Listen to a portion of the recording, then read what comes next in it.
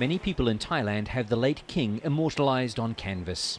Portraits of Bhumibol Adulyadej hang in homes and offices, and since his death, printing and framing shops have been inundated with work. He had been sick for some time, but after sitting on the throne for 70 years, his death has still come as a shock for many. Airports and bus terminals in Bangkok are busier than usual right now as people come to pay their respects. This is a very uncertain time because most Thais have never experienced the death of a king. The Grand Palace is the focal point for people to gather. They can't view the king's body, but for limited hours each day, they're allowed into the grounds where he'll lie for at least a year. Since the day the king died, I wanted to come here, but I live in another province. I now feel proud and glad to have made it.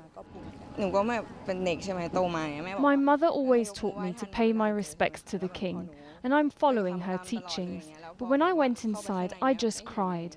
I didn't think that I'll never get to see him ever again. Before Crown Prince Maha Vajiralongkorn takes over, the void is filled by a regent. That person is retired General Prem Tinsulanond. The 96-year-old former Prime Minister was very close to the late king and has always been seen as a very powerful figure. To make sure there is no gap, the head of the Privy Council will be the regent. This is stated clearly in the Constitution. The monarchy is protected by strict laws preventing criticism or defamation. The regent is also protected.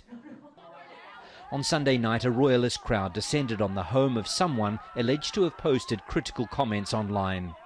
If he's charged and found guilty, he could be jailed for up to 15 years on each count. Thailand is under military rule, and the government's leadership is staunchly loyal to the monarchy.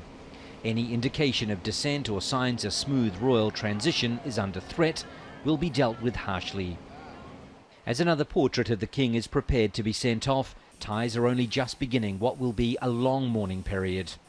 The death of a man who's been a constant in a sometimes turbulent Thai society will also create some unease about what comes next.